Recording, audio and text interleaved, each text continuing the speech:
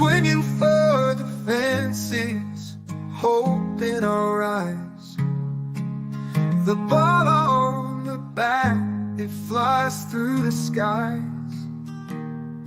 With faith in our hearts, we chase every field, waiting for the moment the truth is revealed.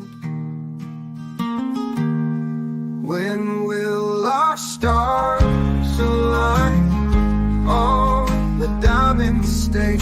We're running out of time, feels like a cage.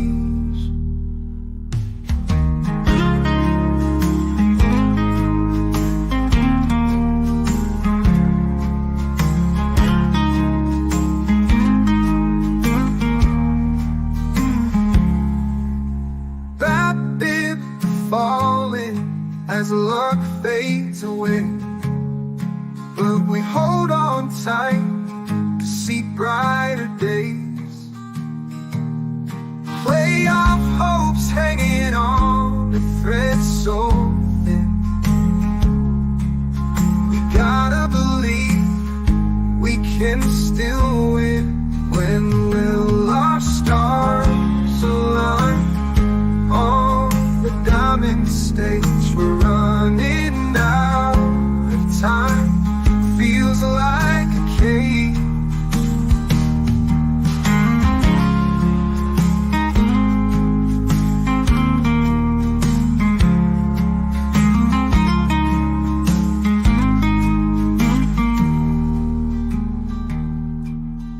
Playoff hopes hanging on a thread so thin. Gotta believe we can still win. When will our stars align on the diamond stage? We're running out of time, feels like a cage.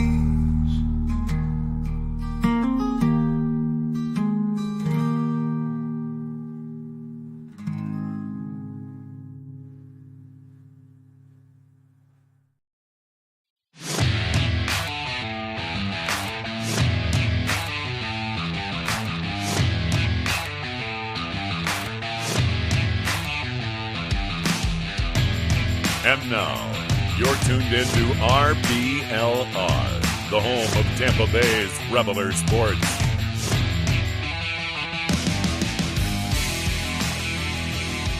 Podcast. I'm your host, Zach Dobb, who is now not muted. I'm your host, Zach Dobb. This is your RBLR Race podcast. My co-host today joining off the bench, Carter Brantley. Thank you for coming in, bro. Excited to talk some ball with you today. Hell yeah, absolutely, man. Appreciate it. Appreciate y'all having me on. Definitely excited to talk about some Rays baseball. It's not super exciting time. The last week was a bit rough, but hey, it's still if it's baseball season, it's still a good season. So no matter the result. Yeah, and I feel like I'm in such a mellow mood after that Rays Tropicana Blues we just heard to start the show. Despite how unfortunate the last week was, the season is not over, and there's still a lot of Rays baseball to talk about. And if you're here with us talking Rays baseball, thank you for joining us. If this is your first time joining us, thank you. We appreciate you coming along. Just stay for as long as you'd like the whole show, even if you're so inclined. We're going to talk some Rays baseball. We're going to talk about the week that was. We're going to talk about potentially some stuff that's going to happen in 2025. What may the roster look like? We got bat and arm as always. And of course, we're going to keep talking about the playoff picture. If you're joining us again after having seen us before, we appreciate you coming back. If you do us a huge favor and hit that like and subscribe, it just really helps us to know that you guys appreciate what we're doing, and it helps you to get access to the show if we're going live, if we're doing anything else, which you never know, we might pull out. Do us a huge favor and do that like and subscribe, and do yourself a huge favor by following as well on all the socials so you see when we're doing that kind of stuff. We appreciate everybody who's joining us, even through a little bit of a rough patch. Yeah, I mean, it's a rough patch, but that doesn't mean that it's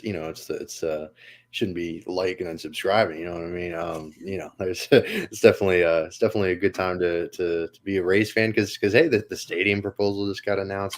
There's good things always going on. Even if the team's not necessarily playing well, there's always some good stuff in the peripherals. You know what I'm saying? So yeah, super excited.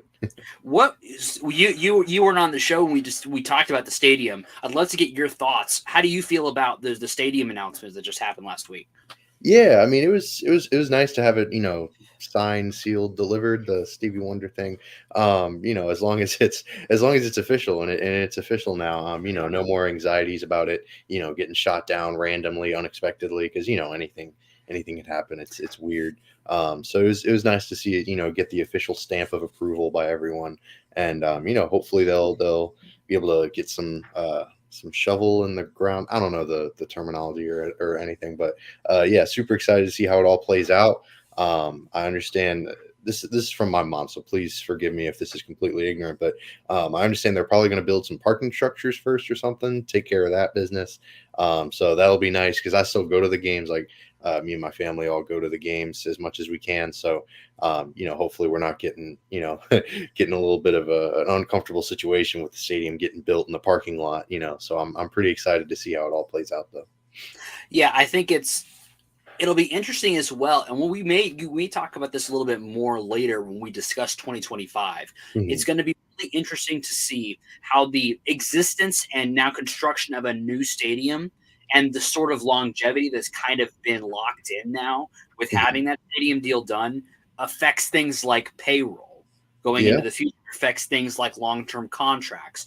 I'm just curious to see what we might see going into next season, because one of the things that we've lamented often is that we don't know that players are around for the long haul. We've talked about it with jerseys. I am wearing a jersey right now of a player that not only no longer plays for the Rays, but plays for one of our division rivals and is going to retire soon. That's Kevin Kiermaier. Or he did play for one of our division rivals. And so as a fan, it can be frustrating to have that feeling. I'm curious to see, now that this is going to be locked in, we're going to be in Tampa for the long haul. Is there any chance that maybe this changes the modus operandi a little bit? There's a chance that maybe there's a little more money gets infused into the roster going forward.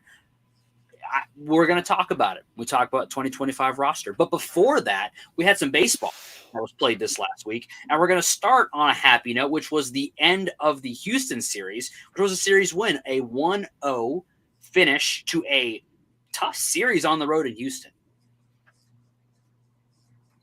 Yeah, I mean, that Houston series was brutal. It was grit and grind type of games. I mean, it's Houston's, unfortunately, as much as I despise them, they're a really good team. They've got a really good lineup, solid pitching staff. They really know what they're doing. They go out and execute. That front office is obviously really, really good at what they do. They're one of the best in baseball. So, yeah, it was great to see them eke out that little 1-0 victory at the end of the week. Alexander looked great, which, that's a very welcome sight for sure. So, yeah, that Houston series, playing Houston's always going to be brutal. And they're playing them, I believe, this upcoming week too, but this time it'll be starting tomorrow. Yeah, exactly. So that'll be a lot of fun too, especially because, I mean, that AL West's race is kind of back and forth between them and Seattle.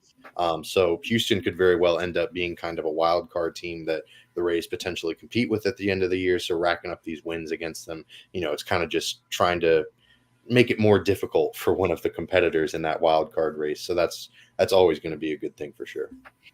Yeah, and I mean, when you talk about Alexander, I think it's a really good point to talk about that he played well, mostly because I was shocked at the point of the game in which he came in. He came in, bottom of the first, bases loaded, 2 outs. Yep. And I was like, no. Grand Slam City. Right. 3-pitch strikeout. And Absolutely. We're off to the races, and Alexander throws up 4 1/3, 2 hits, 1 walk, 5 strikeouts. And Rays pitching overall for the day, 9 innings pitched, 3 hits, 3 walks, 12 strikeouts, no runs allowed.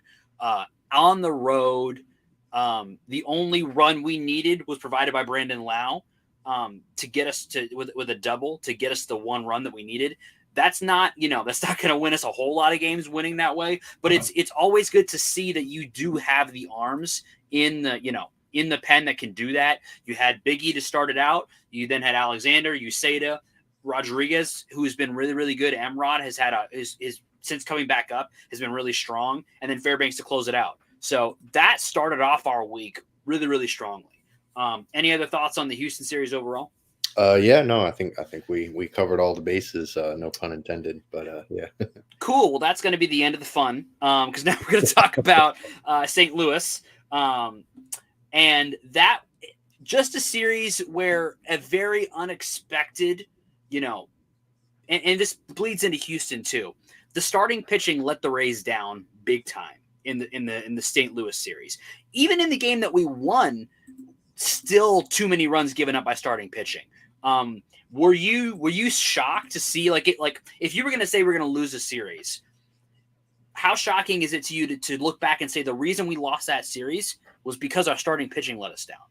Yeah, I mean that's probably the of all of the things that could have gone wrong, it's probably the lowest on the concern meter, so to speak. The starting pitching's just been phenomenal this year. It always is with the Rays. So to see them go out and struggle like that was really, really tough. I know St. Louis has been kind of on an interesting path this year.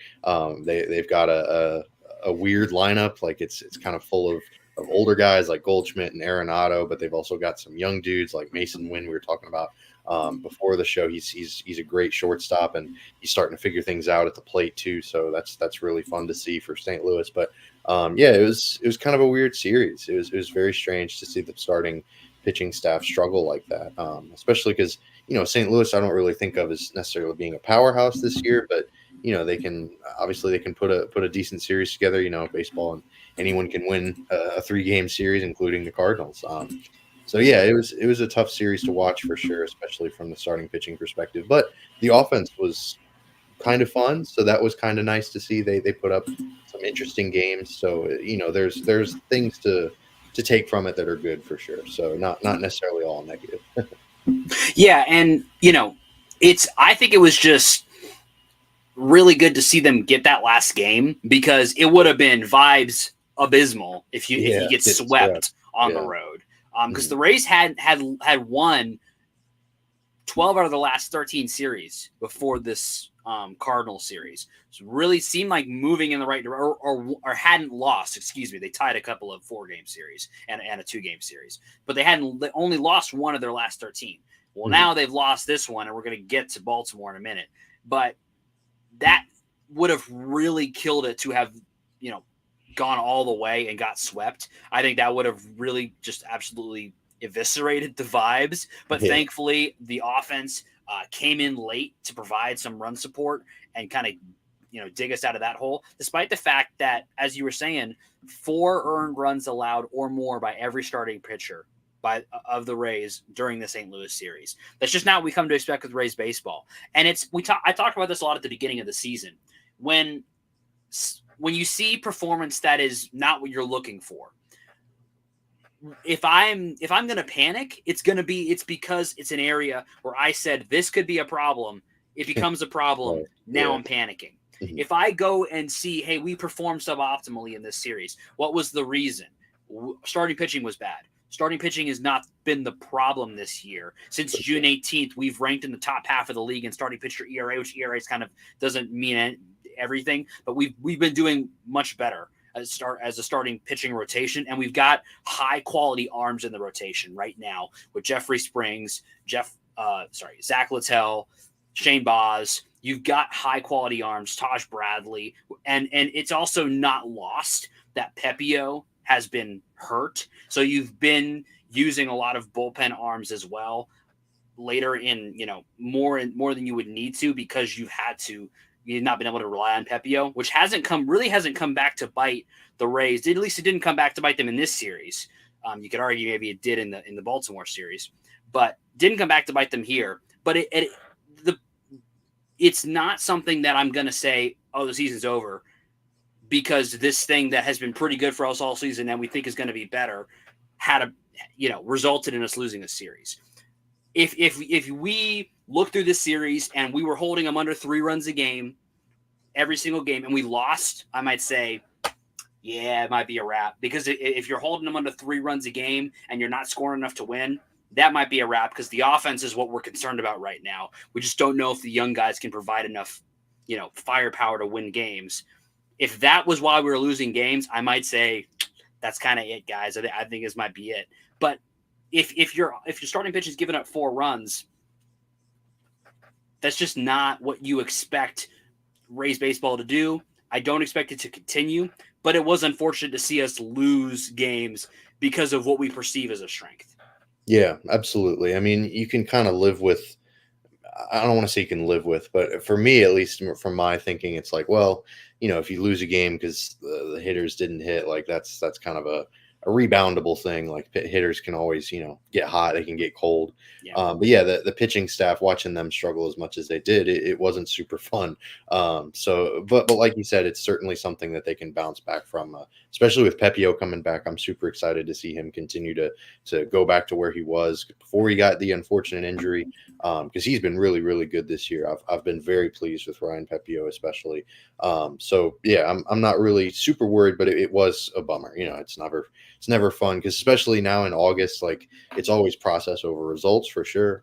But it's starting to come down to the wire and it's starting to become like, well, kind of need some results too. It's kind of coming to that point where it's, there's only, you can't make the playoffs based off of process stats. Let's look at our BABIP, like our high BABIP numbers. Like that's, that should correct itself, but in time, like sure in time, but unfortunately, if you miss the playoffs, that sucks. So hopefully the luck can kind of come back around for the Rays, especially. So and the pitching staff's going to bounce back, no doubt in my mind. So that'll be really exciting to see.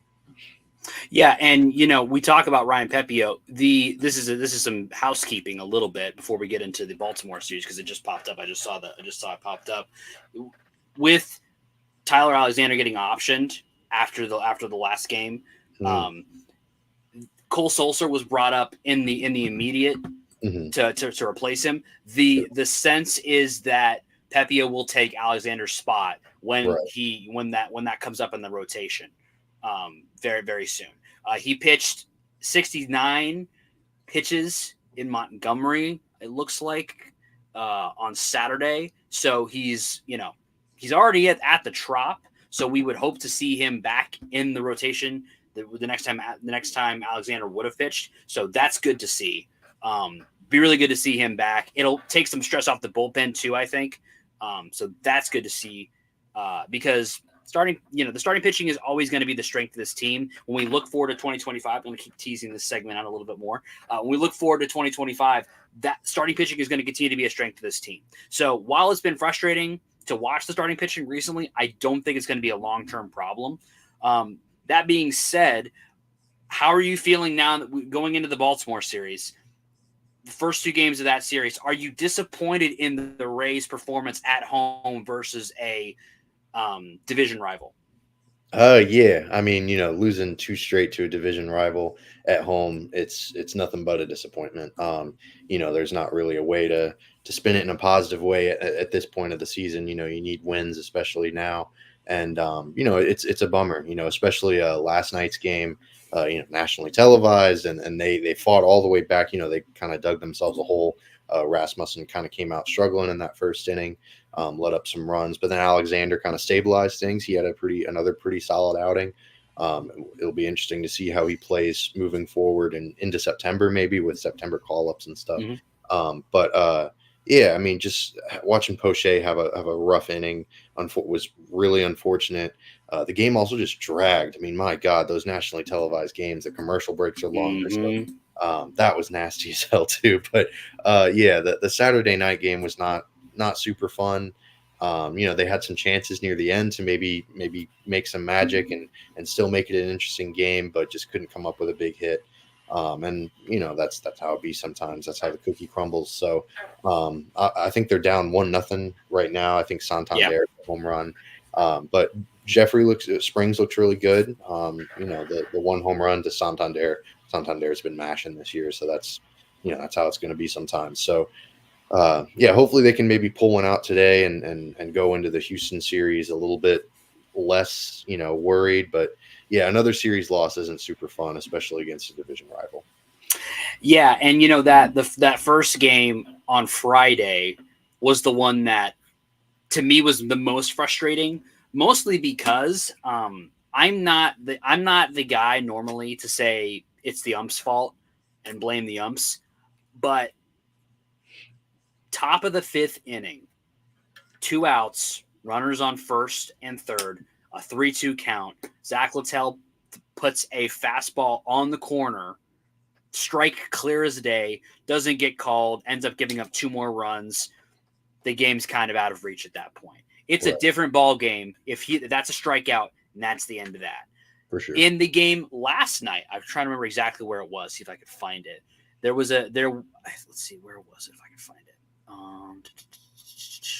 I believe it was. See if I can find where it was. There was another really close opportunity where a pitch just went against the Rays. Let's see if I can find where it was. My point is, I'm not usually one to blame the refs, but there's been some really egregious calls all weekend, and it's just really frustrating to watch when you see guys making good pitches and not getting rewarded for it. It's really frustrating because to the point where I'm not that upset anymore about the Rays losing this series just because I'm so frustrated with the umpiring, because there was just multiple times where the Rays should have been out of innings, shouldn't have been in the situations they ended up being in, but because of just some really, really, really bad calls, you're in that situation. I know in the game last night, Poche struck out Jackson Holiday 4 pitches into the at-bat, struck him out. I mean, no question. Slider right, caught a bunch of plate. Should have been strike 3. Should have been the end of it. It should have only been a 1-run homer from Urias, which would have, also ended the inning before Mountcastle singles again and scores another run, which would have resulted in it being a 5-4 game. Then that Jose Siri right, and them tying it. It would have been a tie game. So again, we can't all, I'm not usually a blame the refs guy, but that to me was egregious when you have calls like that. And of course you could bring up calls, I'm sure, that went against, but in those critical moments, having those calls that were not questionable to me, those were right on the plate. That should have been called. So I'm going to kind of give the Rays a pass a little bit, but it is frustrating. The offensive performance in the first game of this series was not great. We are yet to see if they will have an improved offensive performance today. I would like to believe that we're going to get a little bit more offense, but we'll have to see.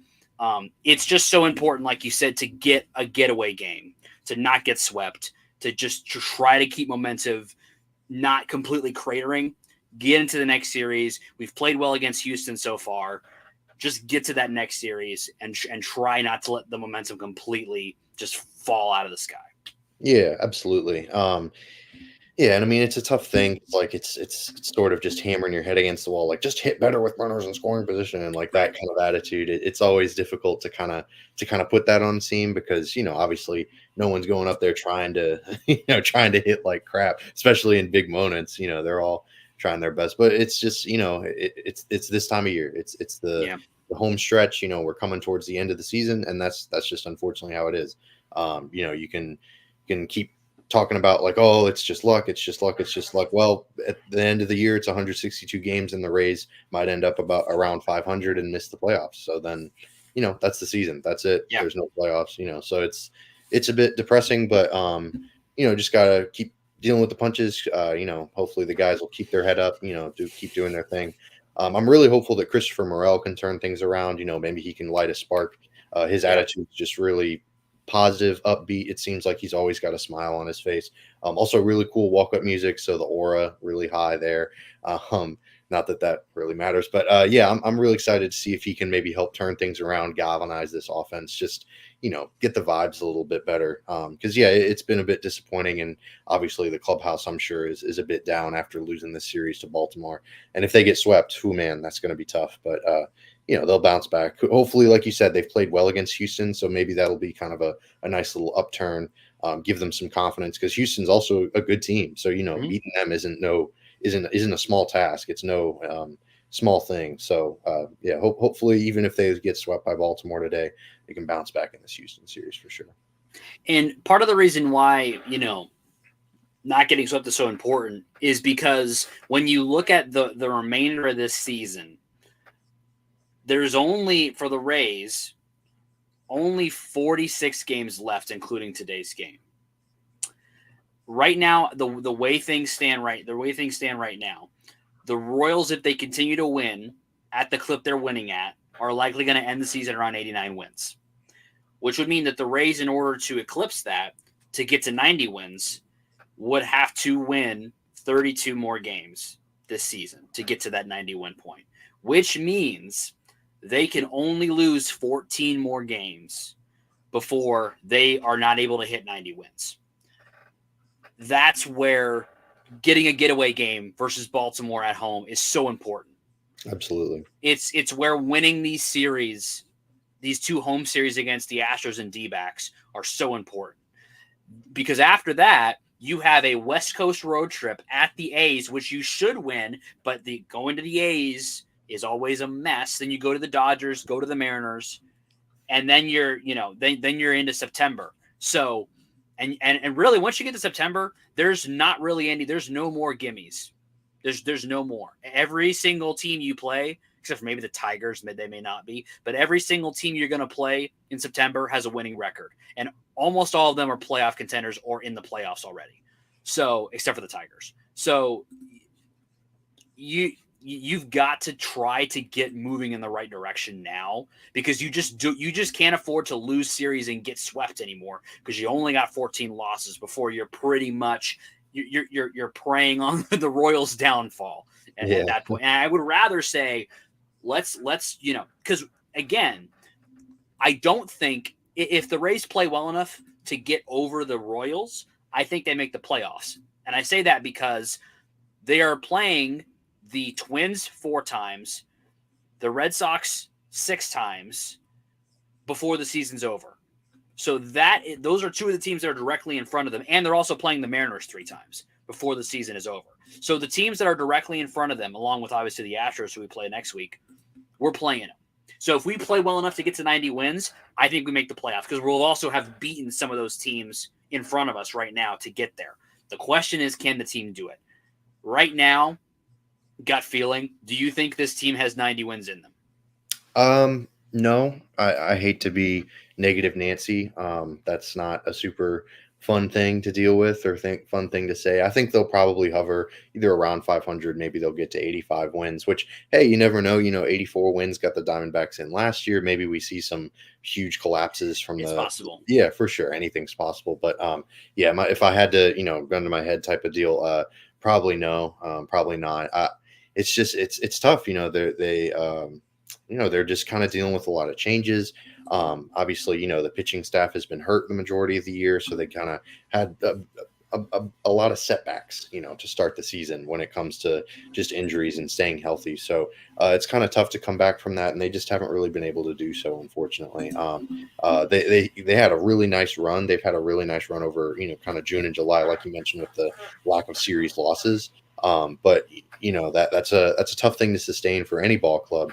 And if anyone can do it, it's the Rays. But I just gut feeling probably not, unfortunately. But hopefully it does. Nobody will be more excited than I.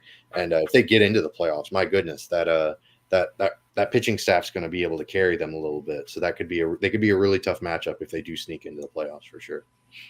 Yeah, and that's kind of the reason why I think they can do it. It's because I think the pitching will be good enough, especially as Springs gets more under his belt, as Boz gets more under his belt, as Taj continues to condition a little bit. We get Pepio back. Well, you still got Littell. The bullpen is kind of locked down recently, except for Poche having a bad inning. Really, bullpen's been elite recently. So I think the pitching is there. I think the question is, can the offense do enough? Yeah, that's the biggest question. And I may mention him a little bit during Bat of the Week later, but you need guys like Dylan Carlson, who put up a 177 WRC plus over the last week. You need Jose Caballero to do what he did. You need Johnny DeLuca, who's kind of turned it around a little bit and put up a 115 WRC plus over the last week. You need some of those guys. You need Curtis Mead to figure it out. You need Christopher Morel, as you said, to figure it out. And there's a lot of ifs there. But when you look up and down the lineup, yes, there's nobody outside of Yandy and Bilal that's like a certainty. And that's where we talk about the floor being lowered with with Paredes moving on, with Randy moving on. The floor is lowered. But you look at guys like Morrell, you look at Mead, you look at Josh Lowe, who is, slowly turning it back around. You look at Jose Siri, who can be, the ignition spark you need. You look at Dylan Carlson. There are guys on this roster who could do it. It's just a question of if they will. I think the answer of can they is yes. The question is, will they? And that's kind of the beauty of baseball. Is because we're going to find out. We're going to see it over these next 46 games. And if we don't, there's a whole other season for next year. And it's sad. I was very bold predicting how well the Rays would do this year. I've obviously not been right about pretty much any of my predictions going into the year. I'm okay with that. It is what it is. At the same time, I'm not ready to give up on this team just yet, because I think they do have the guys that can do it. And I think it's going to be really fun to watch, because let me put it this way. If they do make the playoffs, the ride of these next 46 games is going to be so much fun to watch, because it's going to be some guys who you're hoping are going to make the play. And then they do make the play. That could be really, really fun to watch. So I think it could be one of the funnest playoff chases in a while if we can get some good performances. It's just a question of, will they? Yeah, absolutely. I mean, 2011 was a great time. I mean, that was such a fun time to be a Rays fan. So, maybe they can cook up some of that magic. They can get Evan Longoria back in the building, do a lot of fun stuff there. But, it's like you said, either way, it's going to be a lot of fun, because I think if they do happen to miss out on the playoffs, that just means that there are going to be some interesting decisions that they have to make in the offseason. Maybe some roster construction is going to change. I don't know. And if they do make the playoffs, then, get to watch playoff baseball, and they still might make those decisions because it's the Rays. They're always going to be doing things differently. So, I'm just really curious to see how it all plays out, but I'm really excited for this offseason, because I think it's just going to be really fascinating to watch what Eric Neander and all those front office executives decide to cook up. Speaking of cooking, we've been cooking up this podcast for you for this last year, and we hope we've cooked up a really good meal for you guys every single week. If you feel that way, and if you feel so inclined, you could pop on over to the Best of the Bay and vote for us to win the best podcast. You can vote once a day if you'd like. It would mean the world to us if you've enjoyed the show, if you've liked hearing us talk about sports, if you've liked the other amazing shows on this network, you've enjoyed all of that. If you would do us a huge favor and just hop over to Best of the Bay, vote for us under Best Podcast, would mean the world to us. Yeah, it's under the entertainment section as well. We've got that link pinned to the RBLR Sports Twitter. Definitely check it out. And if they've got some crazy categories on there. I don't know if you've looked through them. They've got like the best strip club DJ. It's really funny. It's Isn't there there's another category. I think there's one called Best Sports Writer as well out there. And the guy to my digital right or left, I'm not sure actually, is also up for voting there. So if you enjoy Carter, which you should, because he's awesome, you can also vote for Carter under Best Sports Writer at Best of the Bay as well. You can also do that once a day. Would mean the world to us. I appreciate it. Yeah, definitely check it out. And Creative Loafing's got great stuff all over their site too. So definitely check them out as well. Got to shout out my boys Ray and Colin. They always do you right. So definitely check it out there as well. Yeah, absolutely. So we're gonna do one of my favorite segments every single week: Bat and Arm of the Week. Carter, start us off. And we're in consensus this week. So who is our Bat of the Week? It's Brandon Lau. Yeah, it's Brandon Lau, my man. I know he's your favorite player. He's been so great all year. I mean, it's just been really fantastic to watch him go out there, do his thing. Been one of the best, if not for freaking Ketel Marte just being like otherworldly. I think Brandon Lau would be a legitimate in the conversation for best second baseman in baseball right now. But unfortunately, Ketel Marte just ridiculous this year. So, but still, Brandon Lau, very, very good. Definitely top 3 production wise at that position. And this was just another great week for him. He's just hitting bombs and he's staying healthy. That's the big thing for him. It has been. If he's healthy, he's great. And he's been healthy this year, so he's been great. So, he's been really exciting. You got anything else on Brandon Lau, our bat of the week? Yeah, I mean, seeing a healthy Brandon Lau over the last 50, 60 games has just been so great to see. And he is hitting right now to 141 WRC plus on the year, which if he maintains that through the end of the season would be his highest single season WRC plus in his career, which is crazy to say when he hit. Well, that's not actually true. 2021, he hit for 140, 151, but that was a short season, so I don't count it. Full season. That'd be his highest WRC plus in a full season. And what I was getting to say before I interrupted myself, because I misread the stats, he hit almost 40 home runs one year, and this would still be better according to weighted runs created, which is my favorite stat. Which, if you don't know, if you hear me say weighted runs created WRC plus, it's essentially a stat that looks at the runs being created throughout, not only in the sense of actually RBIs and things like that, but also taking into account park factors, taking into account who he's doing it against from a pitching perspective, and assigning value to that, similar to the way we look at wins above replacement. We look at it similarly with WRC plus. It gives us a really good sense of the value that they're providing. I always like to go back on that because I remember when I was first getting started diving deeper into baseball stats, people just throw stats out there. I didn't know what they meant. Short story, Brandon Lau's been really, really good since he's been back, since he's been healthy. He's been performing really, really well. He's up to 2 F4 in the season, doing really, really well. I'm also going to give a shout out to Dylan Carlson last week.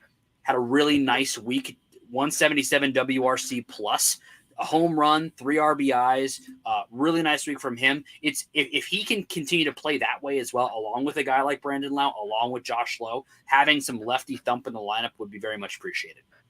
Yeah, I love Dylan Carlson. He was my favorite acquisition of the trade deadline just because I'm a big switch hitter fan. And he's just, he had a rough stretch in St. Louis. He wasn't really given a huge amount of opportunity because he was just banged up a lot. And then they had a lot of other outfielders that they wanted to give playing time to. So I think he was a huge change of scenery candidate for me. And I'm really excited to see what he can do in a Rays uniform, maybe just camp out in one of those corners, maybe be a Randy replacement for next season. I don't know. We'll get into that, but yeah, I'm pretty excited about Dylan Carlson's future, especially in a Rays uniform. Yeah, absolutely. So moving on from B-Lau, we're going to talk about another guy. You mentioned that Brandon Lau he's my favorite player. Another guy that is slowly becoming one of my favorite players is our arm of the week, and that's Edwin Uceta, who it just continues to be my favorite pitcher. I'm not going to say he's the best pitcher on the Rays right now, but he is. I enjoy watching his outings the most out of anybody right now. Over the last week, 3 innings pitched, no earned runs given up, no walks given, which is a huge thing for me. I really love to see no walks because walks are the genesis of all evil when it comes to run scoring being allowed. You do not want guys in the base paths for free. He's not letting anybody on base for free. His FIP is once again minuscule, 0.51, 0.2 F4 over the last week. It was a rough week for the starters. So when you look at Arm of the Week, there's not a whole lot of great options out there. Uceta is a great option. He just pitched another scoreless inning today. Uceta is our Arm of the Week. He's just been really good. He's in my opinion, the funnest arm to watch in the bullpen right now. Yeah, I mean, him and Emrod have both just been, it's same or different year, same story, or same story, different year with the Rays. They just found another seemingly random arm to the general public, myself included, but obviously to them, they know what they're doing, so it's not random at all to them. Uceta's been nails. He's just he looks like an uncomfortable at bat, truth be told. He's got a lot of funkiness going on with his delivery, and like you mentioned, his command has been phenomenal. Not walking a lot of guys. And I'll be really interested to see how his role kind of morphs as the season has gone on. Because I think when he first came up, they called him up sort of as kind of a replacement for Davinsky, Devo. They were kind of thinking of Uceta as a more of a mop up guy, kind of a punt kind of guy. But now he might be a high leverage arm at this point. He's been so good. So he's been a lot of fun to watch. He's just been brilliant out there. Yeah, he basically got Sean Armstrong traded to the Cardinals. Right. Because not only did he take Davinsky's role, he then took Armstrong's role and is now looking for more. He's a guy who can go multiple innings. Remains to be seen if he'll go multiple innings today. But he's a guy that can go multiple innings. Just really, really fun. Love the funky kind of sidearm delivery he has. Uncomfortable is a great way to put it. I do want to shout out Emrod a little bit more too. One thing I really like this week, 3 appearances this week, 75% ground ball rate. Ooh. Love to see that. Keep the ball on the ground, keep it out of the air. You're going to get good results. So Emrod, who knows? We might see Emrod as an arm of the week some week in the future. Who knows? Absolutely. Yeah. I mean, I think it was a Ted Williams quote. You're not going to hit any home runs by hitting the ball on the ground. That was that's always one of my favorite quotes in baseball. So yeah, I mean, having a high ground ball rate, it's never going to be a bad thing. That's for dang sure. That's for dang sure. And many terrible high school coaches have destroyed their players' swings with that quote plastered on their wall. Yep. But anyway, what was I going to say? I was going to say we're going to finally get to the segment I've been teasing all show, which is 2025. We've talked a lot about what this season's going to look like, what our playoff potential is, what we could be looking at for the rest of the season.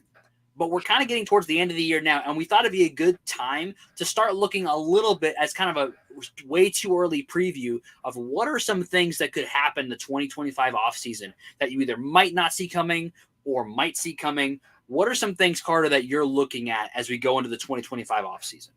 Yeah, I mean, we talked about him throughout this episode, but Brandon Lau obviously has been so good this year.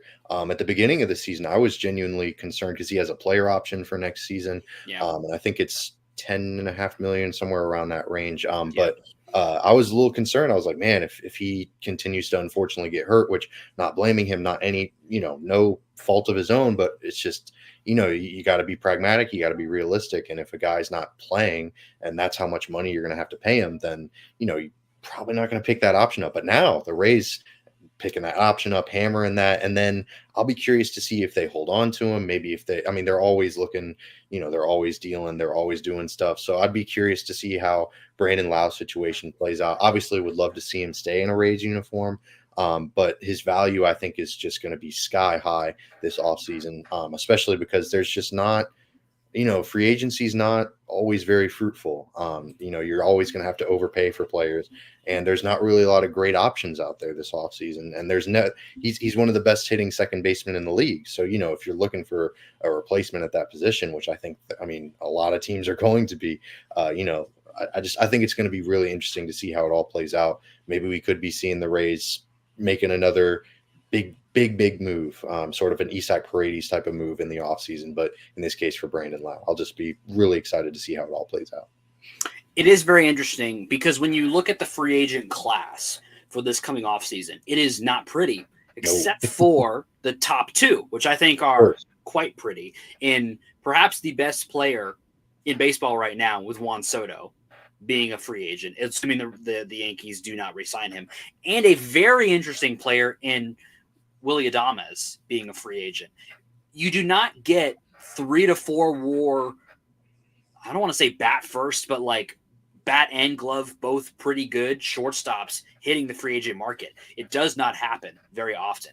Willy Adames has, since he's left Tampa, and even while he was with Tampa, but even more so since he's, been with the Brewers for a little while now, he's just been really good. He's not been MVP level, which is what we thought we were trading him away to, kind of make way for, but he's been really, really good. So those are the 2 guys that are kind of heading up the free agent class. After that, not much to look at. So you do make a good point about Brandon Lau potentially being some trade bait out there, being really valuable. You could also look at it from the perspective of Junior Caminero, been playing mostly second base over the last, 2 to 3 months in the minor leagues. It almost seems like maybe that's the direction that they might be moving to move him to second base to get him more at bats. It could be the case. The reason I don't think it's the case is because when you look at the way this team is constructed right now, because you moved on from Isaac Paredes, because you moved on from Randy Rosarena, because Josh Lowe has not had the year 2 that we would like, right now you kind of got Yandy and Bilal that you can pencil in as these guys are good. We know these guys can anchor the offense. Once you get past them, it's a lot of, well, they might be, well, they could be. Mead, yeah, he could be. Morrell, yeah, he could be. Dylan Carlson, yeah, he could be. Not a lot of certainty. For sure. And as good as the offense is going to be, or as good as the starting pitching and bullpen is going to be next year, doesn't seem to me like it makes a whole lot of sense to move on from a guy that can anchor your offense in a year when you're going to be able to, I think, kind of, I don't want to say go for it, but you have a really good chance because of the value your pitching staff is going to be able to bring you.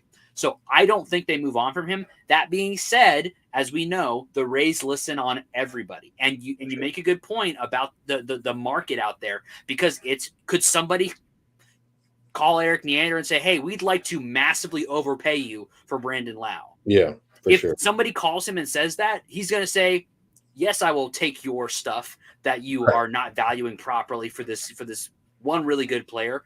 For sure. He will do that. So I don't know if that's going to happen. I imagine the value that the Rays place on Brandon Lau is even higher than maybe some other teams do, because he's just really, really good. And maybe not even other teams, but the public, I would say, if you watch teams play Brandon Lau, you can tell what they think of him because of the way that they pitch to him. Absolutely. So I think other orgs know what Brandon Lau is, but I think from a fan perspective, most fans don't know that they don't value him as much as I think other orgs do, which is why I don't think he's moved. I think if Brandon Lau was as good as the average fan thinks he would have got traded at the deadline because somebody would have offered them enough. But in my opinion, the way that he's valued makes him very hard to trade for, and that's why he hasn't been moved, because his value is really, really high. Because right now, he's like, next year, he's going to get paid about $10 million a year. Most people assign about somewhere between $4 and $6 million per win above replacement for a player. Brandon Lau is going to be pretty comfortably averaging 3 to 4 to 5 WAR a season. So you're getting a massive underpay for the value he's providing. So those guys don't grow on trees, especially at second base, especially with that kind of power. So it's going to be a steep price to get him. That being said, if somebody wants to pay a steep price, the Rays would probably take it. And I think as much as it would make me very, very sad, I would probably end up being happy with it, because the value you'd have to get back to trade away Brandon Lau would be so high. Absolutely. Yeah, I mean, like you said, he's one of the best hitters he's the best hitter on the Rays club at this point. And it would be difficult to trade him away, but I really do think that other teams value him so highly that I think that the likelihood of another team sending a king's ransom for him is pretty high. Because like you said, I mean, after Soto and Adames, it's maybe Bellinger if he opts out, maybe Matt Chapman if he opts out, but their free agency last year was so weird. I don't know that it plays out that much differently this year, because they've both had solid seasons, but I don't think that they're having, the type of seasons that you can parlay into a long-term, huge deal that they were probably seeking. So I think they either stay put or maybe they sign another type of pillow contract. But yeah, I mean, after Soto and Adames, like we said, it gets thin. So instead of maybe overpaying for, say, Cody Bellinger or Matt Chapman, then maybe you trade for Brandon Lau, dip into your prospect pool a little bit, and you get a second baseman that's ridiculous. So I could see it, but I would be completely satisfied with the Rays hanging on to him. Obviously, like that would be great. It seems like it's hard to predict what the Rays are going to do, but this seems like a very kind of Rays-y thing to do. But fortunately, the good news is both for the Rays trading partners and the Rays themselves, he has another club option after this year. So even if the Rays decide to keep him and he has another amazing year, then the Rays can turn around and say, oh, well, maybe we deal in this next season, in 2025 to 2026. So they have options. Even if they hold on to him, it's not like they have to let him go. So either way, it's going to be a huge win for the Rays, because they'll either have Brandon Lau or they'll have a group of prospects that another team valued as much as Brandon Lau, which is going to be super high. So either way, it's a win. Is there anyone else that you think would be a surprise, but that the Rays could potentially move off of in the offseason? Yeah, I mean, with McClanahan coming back, with Bradley being as good as he's been, I think that starting pitchers are maybe there's someone that maybe gets dealt. Littell has been fantastic this year. So maybe another team values him pretty highly, and the Rays say, well, we've got McClanahan coming back. We're going to have still Boz and Bradley. And I don't know. It's kind of something to monitor with him.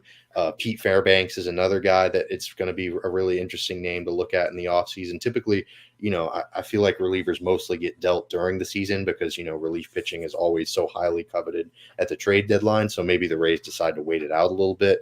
But, with Rasmussen coming back, I don't think that Rasmussen necessarily has a spot in the rotation.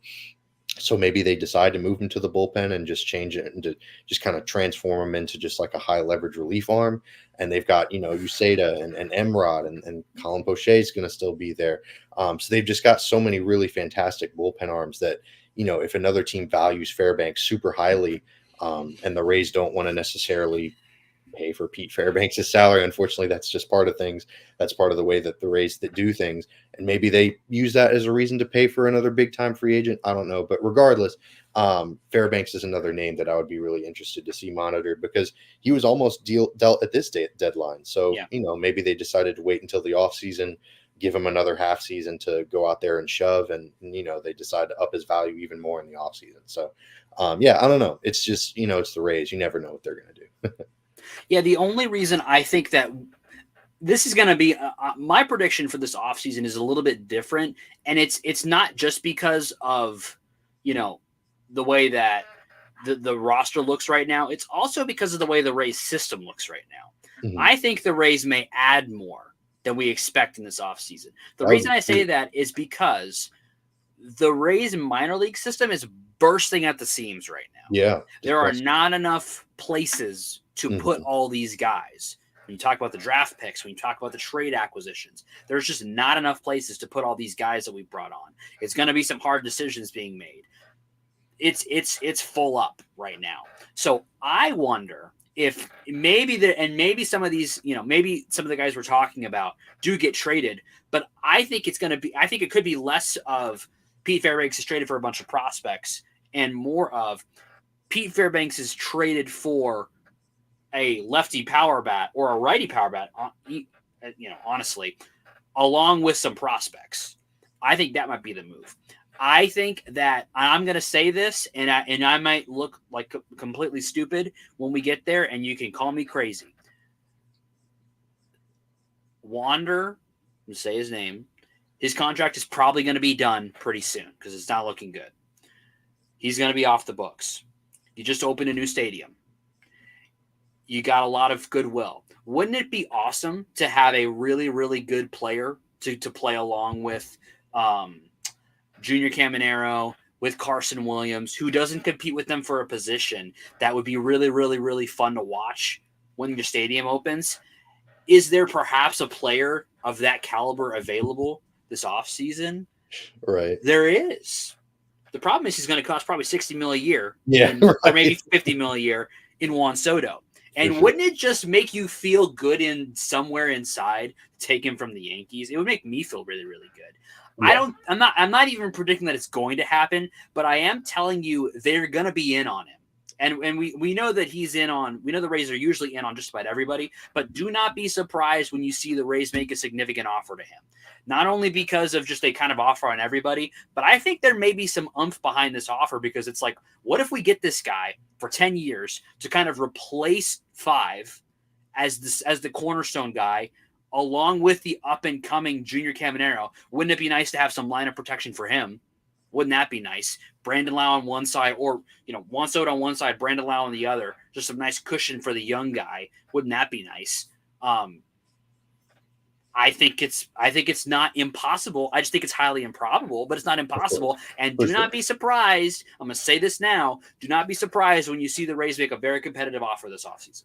Yeah, I mean, like you said, they're always in on everyone. They're always going to submit competitive offers.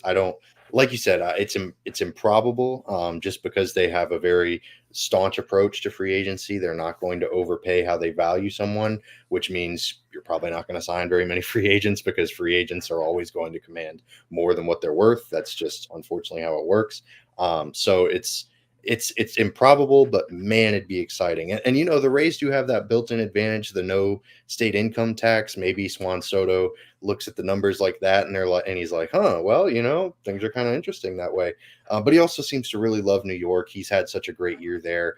The fans seem to really enjoy him, and he loves the spotlight and all that stuff. So it depends on how the season finishes. It'll be really funny if the Yankees get like bounced in the first round. Yankees Twitter and the fandom just like melts, and they're yelling at everyone. Maybe Soto has a crappy 3-game wild card or ALDS or whatever. That would be hilarious. And then Juan Soto leaves, and then panic ensues. So I hope it happens. Obviously, I mean, I'm buying the jersey. I already made a deal with our little group chat. I'm Venmoing everyone $20 if Juan Soto ends up in a Rays uniform. Yes. And that's true. I will be a man of my word. I will gladly type in all y'all's Venmos tags and send. It's like half a jersey right there. That'd be great. Right, exactly. But hey, that's okay. That's okay. Yeah, I mean, it's certainly something to think about. With the new stadium, the Royals, they were looking to vote on a new stadium, get some new funding, so they kind of spent a little money in this offseason. Maybe the Rays do that same thing. Maybe even if it's not Juan Soto, maybe they spend a little bit of more money than they've ever spent in free agency on more complementary players, and it turns out to be better than if they just signed Juan Soto. I don't know. I'm not going to be that bold, but I'm still really excited. It's only good things. There are only going to be good things this offseason for the Rays, because there are always only ever good things for them with that front office. But yeah, Juan Soto, with Christopher Morel, man, that'd be a really exciting lineup. I mean, that's just a lot of pop. That's a lot more power than I think the Rays have probably ever had. So that's very exciting for sure. If you need some power for your wardrobe, and you're wondering where you could get it, I've got a location for you. It is shop.rblrsports.com, where you've got stuff for the Rowdies, the Bucks, the Lightning, the Rays, the best sports teams out there, the best of the Bay, right there on shop.rblrsports.com. And if you go there right now and you type in promo code FLAPPY, FLAPPY, you will get 10% off all of that amazing merch right there. Get some power, inject it into your clothing lineup at shop.rblrsports.com. Promo code FLAPPY, FLAPPY, for 10% off. Yeah, I mean, that's the Juan Soto of wardrobe options right there for sure. I mean, if you're looking for something like that, definitely check it out for sure. Speaking of injecting some power, we talked a lot about him on the podcast today. Just murdered his name. Dylan Carlson just singled and scored a run, and the game is tied. Man on second, Johnny DeLuca with a chance to be a hero. Leading off today in a very interesting Kevin Cash decision. I'm fascinated. Yeah, it's very interesting. He has not been terrible as well. So I'm intrigued. He's 1 for 3 today with a stolen base. We'll see. Anything else? Any other things you wanted to discuss? You mentioned your favorite acquisition at the deadline was Dylan Carlson. Anything else you want to share before we wrap it up this week? No, I mean, just Dylan Carlson might turn out to be the greatest player in Rays history. No big deal or anything. I am really curious to see. I know we kind of touched on him a little bit, how Christopher Morel plays defense, like where they put him. Because my goodness, he's rough to watch sometimes, and he's got some awful metrics out there pretty much wherever he plays. So maybe they'll give him an offseason to figure out a corner out spot. Yeah, maybe he'll just end up DHing. I don't know. It'll be really interesting to see how all that plays out, because he's played a little bit of third, hasn't had a lot of success there. I don't love putting a guy like that at second. So hopefully they just kind of stick him in left field and say, hey, man, go figure it out this offseason. He'll play in a winter league. But, yeah, that's all I really got for this episode for sure. Well, that's all we've got, except I've got one more thing, and that's to say thank you for all of you that are here that have watched through the show. We really appreciate you guys. If you enjoyed, do us a huge favor. Like we mentioned, if you want to do us the biggest favor, go and vote for us on Best of the Bay. But if you want to do us a slightly not as big favor, but still a huge favor, like and subscribe, follow us on the social, so you know when we're going live like we did today. So you know when the best Rays podcast ever is coming out. Do us a huge favor. Like, subscribe, follow. It means the world to us. We're going to do everything we can to bring you the best Rays show every single week. And we just hope that you're there to witness it every time it comes out. But that's going to be all for us today. We really appreciate everybody joining us. It's going to be a wild ride to end the season. Don't know how it's going to end. Don't know if it's going to end in the postseason. But we're going to be there every step of the way, and we're going to be saying raise up the whole time. Raise up.